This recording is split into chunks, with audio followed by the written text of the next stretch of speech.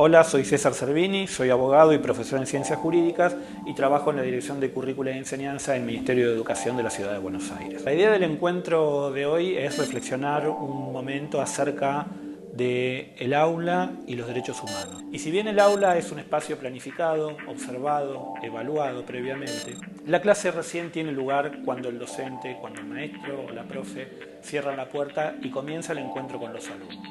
Y este encuentro está caracterizado por la asimetría, por la diferencia de roles que existe entre quienes proponen la clase, los profesores, los maestros, los docentes, y quienes son los destinatarios de esta clase, que son los alumnos. En este marco debemos pensar la autoridad del docente como representante del Estado, y como tal está obligado a cumplir, a respetar los derechos humanos.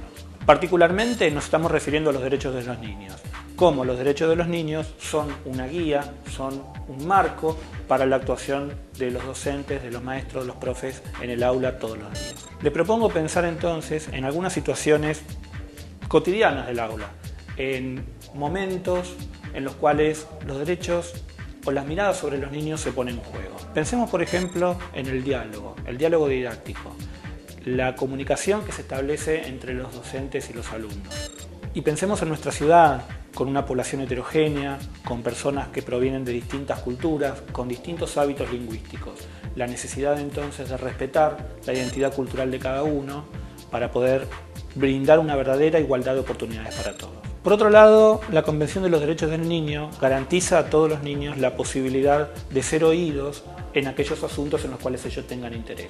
Y si el aula y su gestión no es uno de estos asuntos, de verdad sería interesante pensar mecanismos en los cuales garanticemos que los niños puedan expresar sus necesidades, sus intereses en la planificación de actividades, la distribución del tiempo y la gestión en general del aula. Otro punto conflictivo que deberíamos pensar es el de la evaluación. Sabemos desde ya todos los problemas que la evaluación encierra y que se estudian continuamente y que no están resueltos.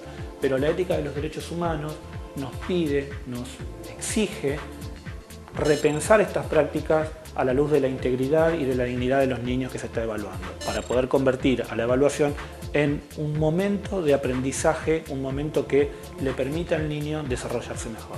Y la verdad que lo que deberíamos evitar en estos casos es que la evaluación se convierta en un momento de mortificación, en un momento de daño o en un momento en el cual los chicos los pasen mal, o meter a los chicos en categorías que después los permitan estigmatizar como el repetidor, como el que no puede o el que no le da la cabeza. Otro punto central es el de la administración del conflicto en el aula.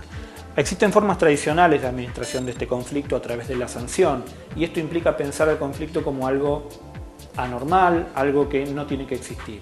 Pero también podemos pensarlo como parte de la dinámica en la cual los chicos se socializan. Y en este sentido, la Convención de los Derechos del Niño es clara en cuanto a que la disciplina a mantenerse en el aula no puede establecerse por medios que sean contrarios a la dignidad, contrarios a la integridad de los niños.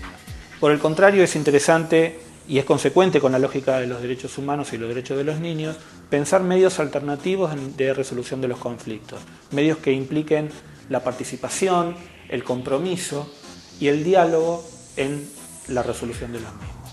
Estos temas son interesantes a la luz de lo que ocurre en el discurso sobre los derechos y en la práctica de los mismos. Los niños no aprenden solo de aquellos que se dicen. La declamación de los derechos no es suficiente.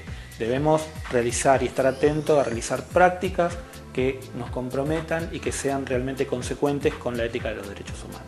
Esperemos que las reflexiones a las que hemos arribado después de estas breves palabras nos ayuden a mejorar nuestra práctica cotidiana en el aula.